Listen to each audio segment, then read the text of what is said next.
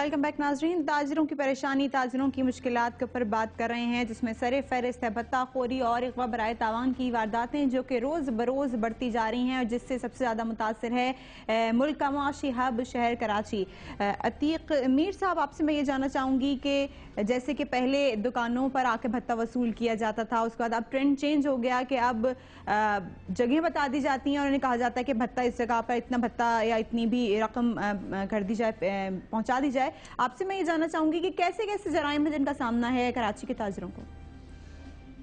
जब से जुर्म की पेशकदमी और कानून की पसपाई का अमल जारी है, जो कि पिछले मैं देख रहा हूँ कि 6 माह में शिद्दत अख्तियार कर गया है, कि हम देख रहे हैं कि जुर्म बहुत वाज़ेह तौर पे गालिब नज़र आता है और हम पूरी तरह कानून को कॉर्नर होते हुए देख रहे हैं।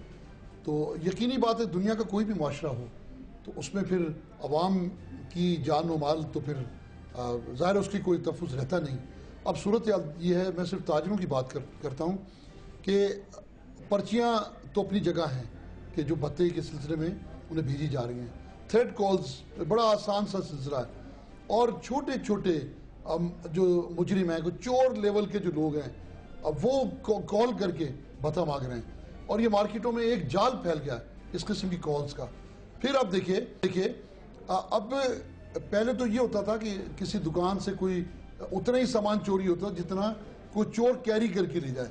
अब डाकू गाड़ियां लेकर आते हैं, यहाँ तक कि माल से लदे हुए ट्रक वो असले के जोर पे अगवा किए जाते हैं और उन्हें रिलीज करने का बाकायदा एक सौदा किया जाता है, कंटेनर्स छीन के ले जाते हैं।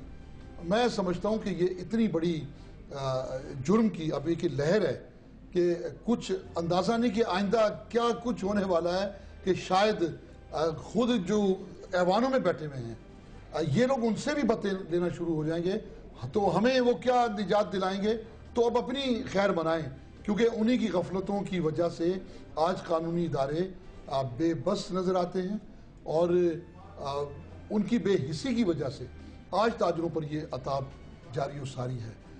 अगर ये सिलसिला जारी सारी रहा तो देखिए, इस वक्त हर वो शख्स जिसे मौका है कि वो अपनी जान व माल हिफाजत के साथ यहाँ से निकाल के ले जाए, चाहे वो अंदरून मुल्क हो या मुल्क से बाहर, वो जाने में कोई तामुल नहीं करेगा। जैसा कि अभी सिलसिला शुरू हो गया है, तो अब कौन करेगा? हमारी ही हुकूमत करेगी या कोई नेटो अफवाह जाके अवाम के साथ कोई इनकी हिफाजत करेगी? कौन आएगा? ठीक, शर्जील साहब, क्या समझते हैं आप? नाकाम नजर आते हैं कानून नाफिज करने वाले इदारे ऐसी सिचुएशन पर काबू पाने के लिए। सरपरस्ती कहाँ से हो रही है? देखिए, कानून नाफिज करने वाले इदारे भी अब इसका हिस्सा है। कोई SHO बगैर पैसे दिए थाने की सीट नहीं ले सकता, ये वादा बात है, इसमें कोई मेरे को शर्म नहीं है, कोई मैं झिझक के बात नहीं करूंगा।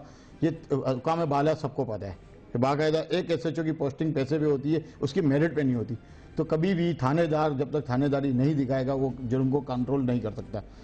चाहे गाड़ी छीनने का पहले एक जुर्म होता था, आज आप बात भी नहीं करते कि यहाँ गाड़ी छीनती है।